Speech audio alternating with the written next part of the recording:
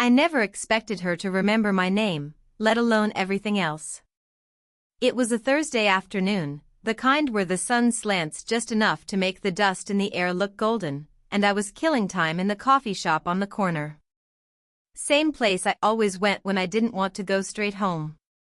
The kind of place where nobody asks why you order one drink and stretch it out for 2 hours. She walked in like she'd been here 100 times, though I'd only ever seen her on my friend's porch or waving from her car. My friend's mom, Marion. Mid-40s, maybe older, but with this steady way of moving that made people glance twice without even knowing why. She saw me before I saw her, and when our eyes met, she smiled like she'd just caught me skipping class. "You always sit in the corner," she said, walking right over. No hello, no hesitation. Just that.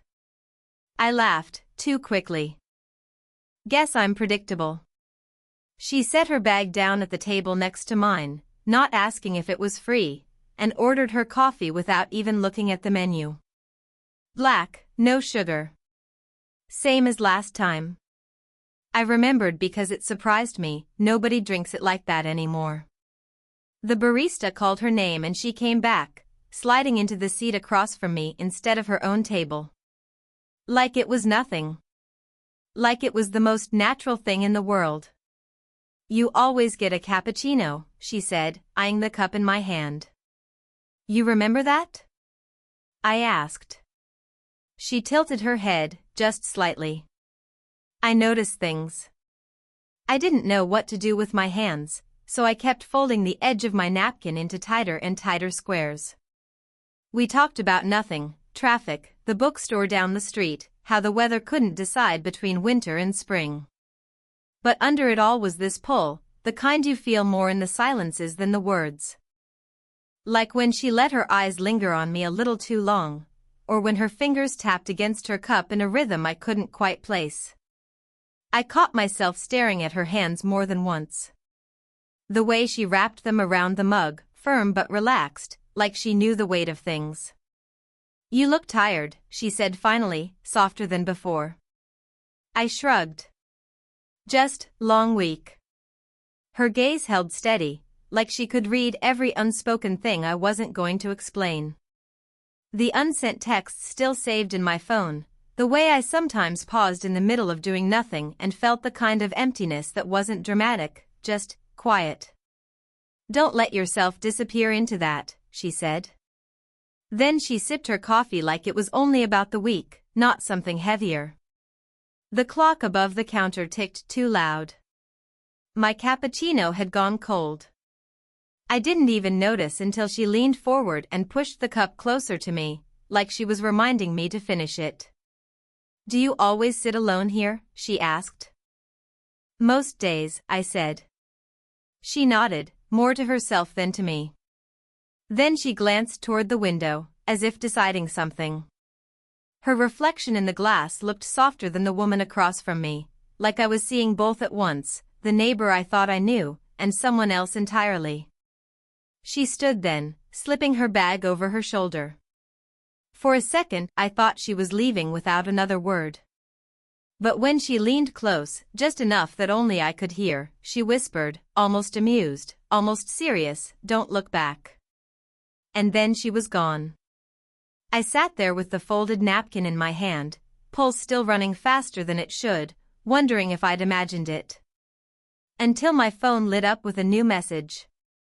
Unknown number. Just 2 words, "Next time." The message sat on my phone all night. Next time. I didn't reply. I told myself it was nothing, just a polite gesture, maybe a slip of curiosity. But every time I picked up my phone, thumb hovering over the keyboard, I imagined what answering would mean. I erased drafts before they even began. It wasn't until 2 evenings later that I saw her again. I was coming back from a late shift at work, shoulders heavy, the building too quiet. Her door was open just a crack, the warm light spilling into the hallway. She must have heard me, because her voice came soft, like she'd been waiting. "Come in for a minute. I made too much tea." I hesitated, but only for a breath. Her apartment smelled faintly of cinnamon, something grounding and calm. She was barefoot, hair down in a way I hadn't seen before, and for a second I forgot how to move. She poured tea into two mismatched mugs, sliding one across the counter toward me. "You ever get the feeling the days blur together?" she asked, settling into the chair opposite mine. "All the time," I said.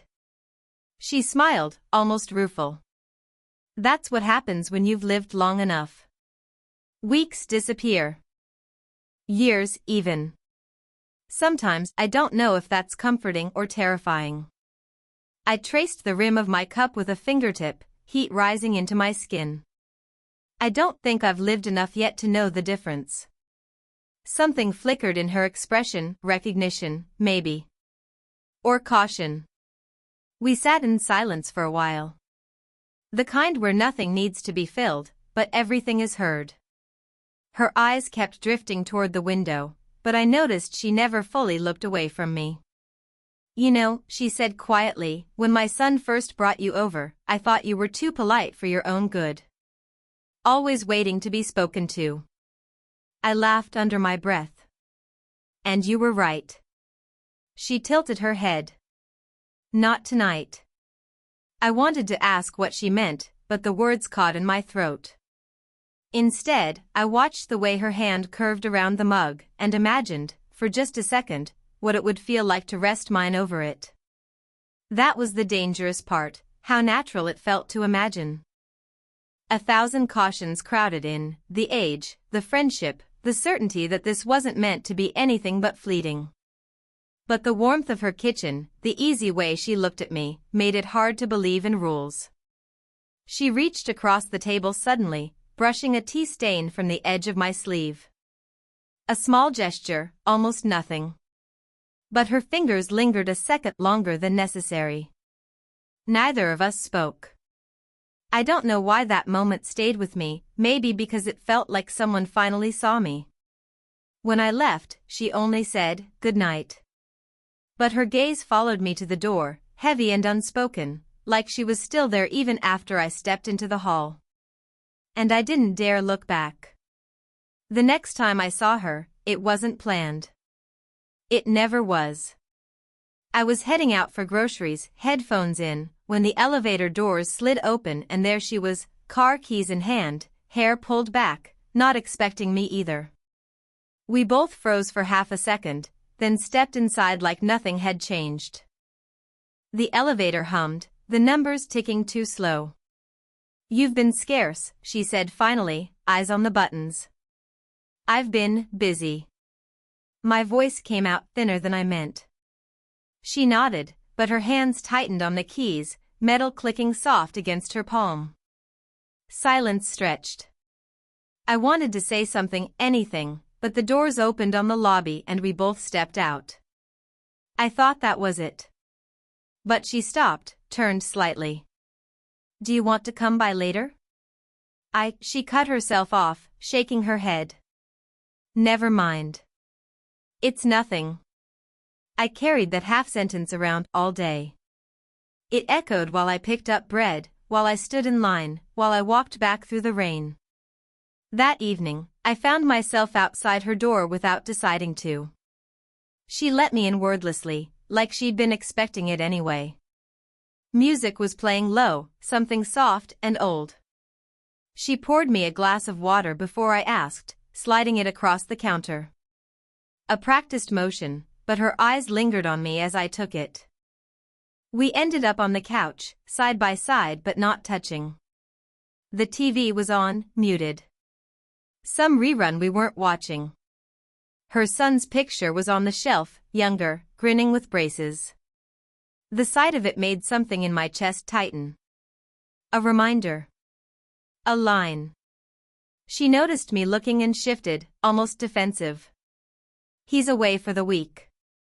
Visiting his dad." I nodded, too quickly. "Right." The room grew heavy with what neither of us said. I sipped the water just to keep my hands busy. She leaned back, arms crossed, like she was holding herself in. You should be careful, she said quietly. People notice things. My throat tightened. Who? A neighbor. A friend. Him. She gestured vaguely at the photo. It doesn't take much. The warning was real, but it didn't sound like rejection. More like she was warning herself. We sat there, too close for comfort, too far for relief. My shoulder brushed hers when I set the glass down. She didn't move away. Her breath caught, just barely. I turned my head, and for a second, our faces were closer than they should have been. I could see the faint crease near her mouth, the way her lips parted slightly, like she might say something, or not. My chest felt too small for my heartbeat. But then she stood. Abrupt, almost clumsy. I should make tea. Her voice shook just enough to give her away. I sat there, hands useless on my knees, pulse still racing, wondering if I'd imagined how close we came. And wondering what would have happened if neither of us had moved. It was late afternoon when we crossed paths again. She was outside, sitting on the bench by the courtyard, a paperback open on her lap but unread. I almost walked past. Almost. Long day, she asked, not looking up. Always, I said, lowering myself onto the other end of the bench. The air smelled faintly of rain, the pavement still dark from an earlier shower. We sat there, the book a prop between us, neither of us really pretending. You didn't answer my text, she said suddenly, closing the paperback without marking the page. I swallowed. Didn't know what to say. Her eyes flicked to me, quick, searching. Then she nodded, as if that explained everything. The silence pressed in. I picked at the edge of the bench, fingers restless, while she twisted the ring on her finger, not a wedding ring, something else. A habit. A shield. You ever think about how people see us? She asked. Sometimes, I said. Her mouth curved, but it wasn't a smile. You're 20. You've got a whole life that hasn't even started yet. And me, she stopped, exhaling hard through her nose. I'm supposed to know better. The words hit like a confession, but her voice was steady, almost resigned. I wanted to tell her I didn't care, that the years didn't erase the pull I felt every time she was near. But the words tangled before they reached my mouth. Instead, I said, maybe knowing better doesn't mean feeling less. She froze, hand stilling on the ring. For a moment, the courtyard felt too quiet, the passing cars too far away. Her laugh was short, almost bitter. You don't know what you're saying. Then tell me. My voice was softer than I expected, almost pleading. She turned toward me fully, her eyes sharper than I'd ever seen them. Do you know what it's like, sitting across from someone and realizing you look forward to it too much? That it keeps you awake later than it should? That you're afraid to walk into a room because you want them to be there, and afraid because they might be? The words spilled out fast, then stopped, like she'd let something slip she couldn't take back. I couldn't breathe. Not because I was shocked, but because I knew every word of it. I lived in it. I reached out before I thought better of it, fingers brushing the edge of the paperback in her lap, not her hand. Close, but not crossing. I think I do. Her shoulders softened, just slightly. The book slid closed. For a second, it felt like the world had narrowed to this bench, this breath between us. My hand hovered, my chest tight, every thought screaming to bridge the distance. She met my gaze, unflinching, eyes raw and tired and wanting. Then she whispered, barely audible, "What are we doing?" After that night on the bench, I thought something had shifted. Not in the way movies show it, with grand gestures and sudden clarity, but in the small things. The way her eyes lingered a fraction longer. The way her voice softened when she asked how I'd been. For a week, it felt like the space between us was shrinking. And then, she wasn't there. Her door stayed closed, lights off earlier than usual. No warm glow spilling into the hallway. No chance encounters in the stairwell or the cafe. At first I told myself it was coincidence, bad timing. But days stacked up, and the silence grew heavier. When I finally saw her again, she was carrying groceries, her son at her side. I almost didn't recognize her, smile fixed, voice louder, her whole presence rearranged. She waved, quick and casual, like I was just another neighbor. No pause. No pull. I stood frozen in the lobby, groceries digging into my hands. Later that night, I caught myself staring at my phone, scrolling through our brief thread of messages. Just 2 words, next time. Nothing else. I typed out something, "Are you okay?" then deleted it before the screen dimmed. The following evening, I ran into her in the courtyard again. This time, she kept her distance. Jacket zipped up, arms folded. "Cold tonight," I said, trying for normal. She nodded, eyes on the pavement. "Yeah. Don't stay out too long." That was it. No seat on the bench, no half-laugh, no lingering silence. Just a goodbye before the conversation even began. I wanted to ask her why. Wanted to drag the truth out, even if it hurt. But then her phone rang. She answered quickly, her voice dropping into something softer. An ex, maybe. Or someone else entirely. She walked away while still talking, her figure disappearing into the stairwell. I sat there longer than I should have, the cold seeping into my bones. It wasn't heartbreak, not exactly. It was worse, like someone had reached into the middle of a sentence and erased the rest. Like we'd been building toward something unnamed, and then the page just stopped. I didn't feel heartbroken. I felt paused. Like life forgot to finish the sentence. That night, I drafted a message. I miss that bench. I miss the tea. I miss, my thumb hovered over send. Instead, I locked the screen. The message stayed unsent. Her door stayed closed. And the seat beside me stayed empty. It was late when I finally knocked. I hadn't planned to, hadn't rehearsed anything.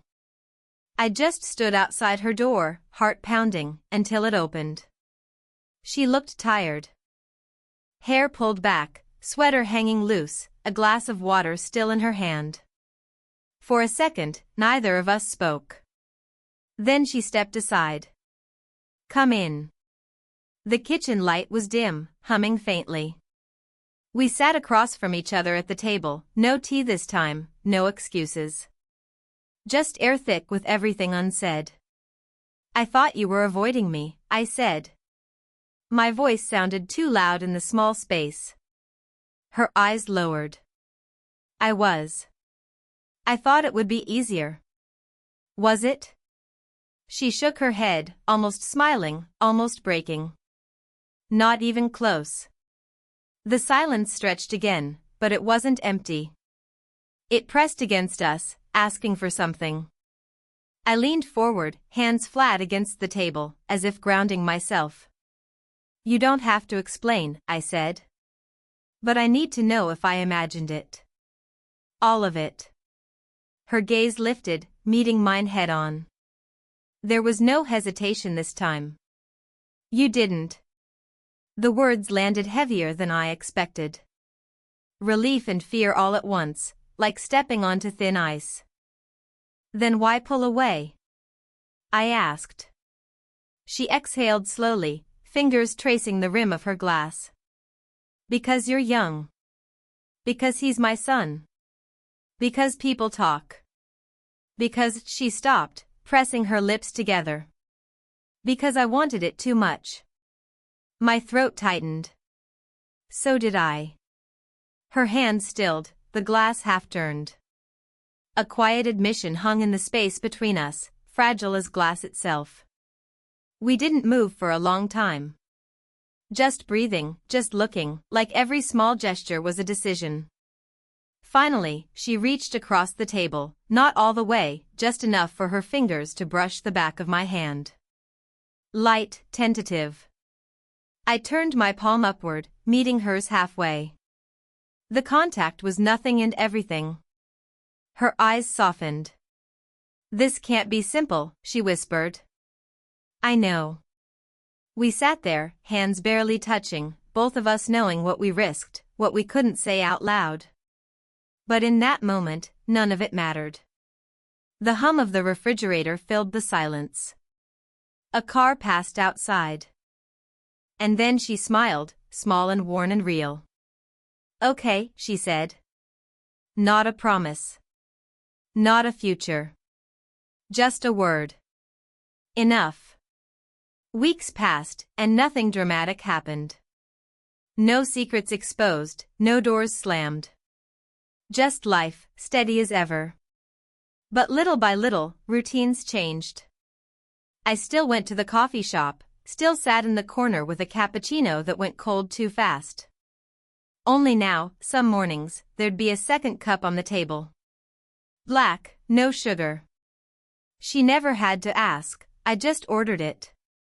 Sometimes we didn't even talk, just shared the silence, watching people drift in and out, the clock ticking over to 8:47 a.m., the time I always seemed to notice. She'd smile when I mentioned it, as if the number had become ours. Other days, she'd call late in the evening, voice soft through the phone, "Tea's ready, if you're awake." And I'd find myself at her kitchen table again, mismatched mugs between us. She still twisted that ring when she was thinking too hard, but sometimes she let me catch her hand and still it. It wasn't perfect. There were pauses when she pulled back, moments when guilt edged into the room like a shadow. I had doubts too, wondering how this would last, if it could. But then we'd sit on the courtyard bench, side by side, not touching, and it felt like the question didn't need an answer right away. The first warm evening of spring, she brought a blanket outside. We sat there until the light drained from the sky, the book unopened in her lap. When I asked if she wanted to read, she shook her head. No. Not tonight. Instead, she leaned her shoulder against mine, quiet but certain. I didn't say anything. Didn't need to. The weight of her leaning was enough. And that was how it went. No fireworks, no declarations. Just a slow weaving of days, black coffee beside cappuccino, late-night tea, a bench under dim courtyard lights. Every so often, I'd remember that night she whispered, "Don't look back." At the time, I thought it was a warning. Now, sitting beside her, I understood it differently. Maybe it wasn't about fear at all. Maybe it was about choosing to be here, fully, without second-guessing what came before. One evening, she caught me staring too long, my half-smile giving me away. "What?" she asked, amused. I shook my head, sipping the tea she'd just poured. "Nothing. Just this." Her eyes softened, and she squeezed my hand across the table, no hesitation this time. And for once, I didn't need to imagine what she meant. I already knew. 1.